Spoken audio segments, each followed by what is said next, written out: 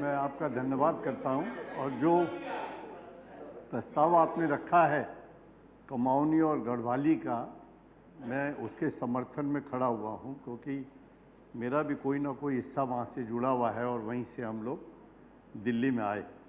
और मैं उसके साथ साथ जो मांग और भाषाओं के लिए है उसके समर्थन में भी कुछ कहना चाहता हूँ।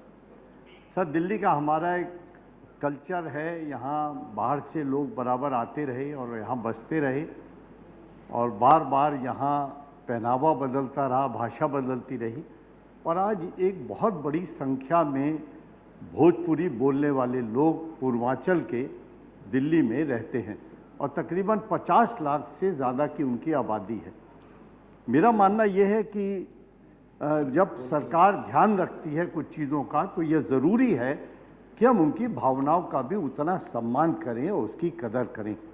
बहुत दिन से ये मांग बदस्तूर हर सम्मेलन में रही है और ये भोजपुरी बोलने वाले लोग सिर्फ हिंदुस्तान के किसी एक हिस्से में नहीं रहते बल्कि आज की तारीख में ये देश के हर प्रांत में रहते हैं।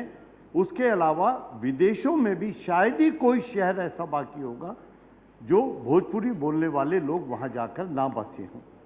दो ऐसे मॉरिशस और फिजी जिन्होंने उसे संवैधानिक दर्जा भी दिया ताकि वहाँ लोग भोजपुरी को बोल सकें, पढ़ सकें।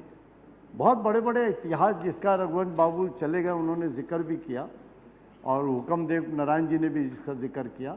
बहुत सारे ऐसे साहित्य हैं जो लिखे गए, बहुत सारे बड़े नाम लिए जा सकते हैं। आज की तारीख में बहुत सारी फिल्में जो बहुत पॉपुलर होती हैं वो उसमें चलती हैं। मैं सरकार से दरख्वास्त करूंगा एक कि हम एक मैच्योर्ड पॉलिटिकल गवर्नमेंट चलाते हैं तो ये ज़रूरी नहीं कि जब कोई एजिटेशन हो, शोर मचे, लोग सड़कों पर आए, आग लगाएं और उसके बाद यहाँ कोई बिल आप लाएं। और ये भी कोई पाबंदी नहीं है कि अगर कोई प्राइवेट मेंबर बिल यहाँ रखा जाए और वो अच्छा हो, जनता की मांग से जुड़ा हुआ हो, तो उसके मानने में भी कोई हर्जा नहीं है। इससे सरकार कहीं छोटी नहीं होती और आपको उससे ज़रूर मानना चाहिए। यही भावना देश में रहने वाले एक बहुत बड़े तबके की है।